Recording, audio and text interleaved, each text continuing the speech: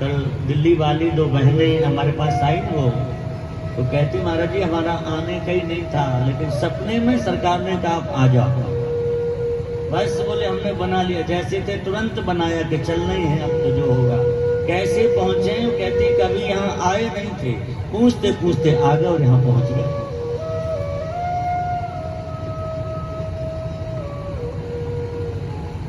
सदगुरुदेव कब किस रूप में कृपा करुणा करें कोई पता नहीं होता है,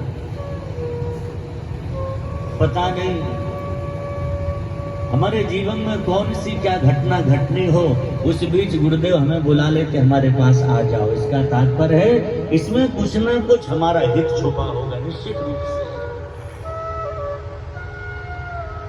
इसलिए जब इनका आदेश हो जाए तो फिर बहानेबाजी नहीं करना चाहिए, तुरंत चल पड़ो, जैसे हो वैसे ही चलो।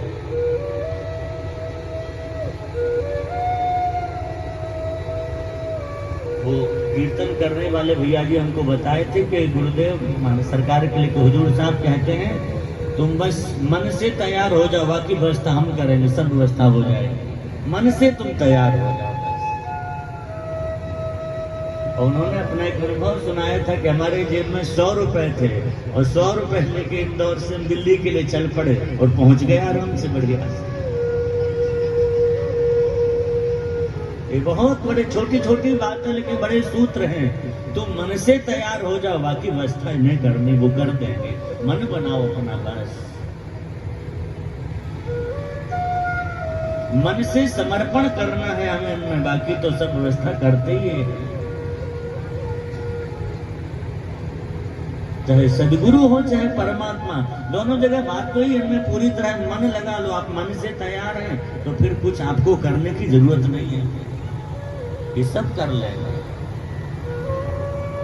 बस मन में संशय नहीं, यहाँ आकर के इन चरणों में आकर के कोई संशय कभी मत करना, होगा कि नहीं होगा, ये तो होना ही नहीं चाहिए, संशय नहीं, बस निश्चय कर लो आ गए सब हो गए, अब कुछ बाकी नहीं। यहाँ आके भी मन में संशय रहा तो फिर आपकी शरणागति श्रेष्ठ नहीं है, समर्पण आपका पूरा नहीं है। जहां समर्पण संपूर्ण होता है फिर वहां संशय नहीं रहता। हमारे यहाँ प्रपत्ति की परिभाषा शास्त्रों में कही गई है, जब हम संत सदगुरु की शरण में जाएं तो किस तरह जाएं। बहुत सुंदर सूत्र दिया है शास्त्रकारों ने, अचितवत पारतंत्र में प्रपत्ति ही, अचेतन पदार्थ की तरह हम समर्पित हो जाएं। अचितवत पारतंत्र, ये वस्त्र है अचेतन है, इसमें चेतना नहीं है। अब इसकी तरह हो जाओ जब चरणों में पहुंच जाओ। इसे अगर मस्तक पे रखेंगे तो ये बहुत खुश नहीं होगा, इससे पैर पहुंच लेंगे तो नाराज भी नहीं होगा। क्यों? ये हमारे अधीन है। बस ऐसे ही हम गुरुदेव के अधीन हो जाएं, वो जैसा चाहे वैसा रखें, बस काम बन जाएगा। तो मन से हमें तैयार होना है। मन से जो तैयार हुए, भले ही वो असुर थे लेकिन उन पर भी गुरु की कृपा होगी। देवताओं पर नहीं हुई कई जगह कृपा, जिस कृपा से देवता वंचित रह गए उस कृपा को असुरों ने पा लिया कई जगह। क्यों?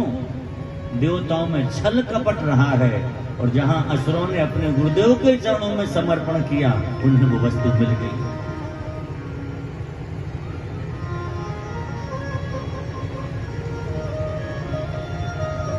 बस अपनी बुद्धि नहीं लगानी चाहिए। यहाँ पहुंचकर अपनी बुद्धि लगाओगे तो काम नहीं बनेगा, और बुद्धि लगानी भी नहीं चाहिए। हमारी बुद्धि बहुत छोटी है, हम वहां तक पहुंच नहीं सकते।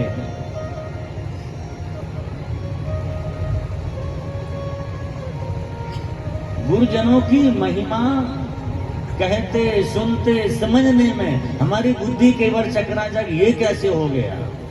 इसलिए वहां बुद्धि मत लगाओ अपने, लगाओगे तो लगाते रह जाओगे, समझ में नहीं आएगा आपके। भगवान की लीलाओं में कोई बुद्धि लगाता क्या? भगवान ने इतना बड़ा विराज पर्वत कैसे उठा लिया? इसमें अपनी बुद्धि मत लगाओ। ऐसे ही ये कार्य कैसे होगा, इसमें अपनी बुद्धि नहीं लगानी। करने कराने वाले वही हैं। और हम बार बार इस बात को कहते हैं, गुरु तत्व कोई मनुष्य नहीं है, गुरु साक्षात परब्रह्म, वो परब्रह्म है। और कई बार हम एक बात और कहते हैं, केवल परब्रह्म नहीं है, वो परब्रह्म से भी श्रेष्ठ है गुरु तत्व। गुरु जी के लिए कहा गया है, गुरु ब्रह्मा है, गुरु ब्रह्मा गुरु विष्णु गुरु देवो महेश्वर। लेकिन कई जगह सूक्ष्मता से विचार करो, कहो गुरु को ब्रह्मा जी क्यों कहा गया? ब्रह्मा जी सृष्टि करते हैं, ये क्या करते हैं? गुरु ब्रह्मा है, पर सृष्टि जैसे ब्रह्मा जी करते ऐसे सदगुरु भी करते। लेकिन एक बात हम कहें, ब्रह्मा जी सृष्टि करते जरूर हैं, पर ब्रह्मा जी की सृष्टि से अच्छी सदगुरु की सृष्टि होती है। ब्रह्मा जी की सृष्टि में दुनिया भर के नास्तिक भी पैदा हो गए, जो ब्रह्मा जी को नहीं मानते हैं। वो तो ब्रह्मा जी की सृष्टि में है, कई ऐसे लोग हो गए हैं। लेकिन सदगुरु हमारे अंदर जो संस्कारों की सृष्टि करते हैं, जिसे एक बार वो स्वीकार कर ले, संस्कार दें, उसके संस्कार कभी धूमिल नहीं पड़ते हैं, कभी कभी संस्कार नष्ट नहीं होते। इसलिए वो ब्रह्मा होने पर ब्रह्मा से श्रेष्ठ है।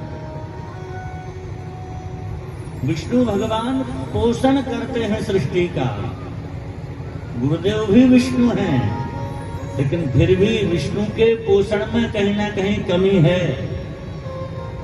कितने लोग ऐसे हैं जो आज भूखे सो जाते हैं, बहुत से लोग, जबकि सबका पोषण भगवान कर रहे हैं, फिर भी कई लोग बेचारे भूखे ही सोना पड़ता, कुछ नहीं मिलता उन्हें। और सदगुरु जिसका पोषण करते हैं, वो कभी भूखा नहीं सोता है, उसे कभी किसी वस्तु की कमी नहीं आती, वो माला माल रहता है, ये जब पोषण करते हैं। तो इसलिए विष्णु से श्रेष्ठ इनका पोषण है। गुरु साक्षात परब्रह्म, गुरु शिव जी भी हैं। भगवान शिव संहार के देवता हैं। कब से सृष्टि है, जब से लगातार भगवान शिव संहार करते आए हैं, आज भी कर ही रहे हैं। लेकिन फिर भी समस्या बनी है जनसंख्या वृद्धि की। इतना संहार करने के बाद परेशान है लोग कि जनसंख्या बहुत बढ़ रही है, फिर भी लोग पैदा होते जा रहे हैं। गुरुदेव भी संहार करते हैं। किसका संहार करते? हमारे अंदर की बुराइयों का संहार करते। और एक बार जिसकी बुराइयों का संहार कर दें, उसके जीवन में दोबारा वो बुराई नहीं आती। इसलिए शिव जी से श्रेष्ठ इनका संहार। गुरु साक्षात परब्रह्म, वो तीनों देवता मिलके अलग अलग काम करते हैं, पर गुरुदेव अकेले ही तीनों कामों को करते हैं।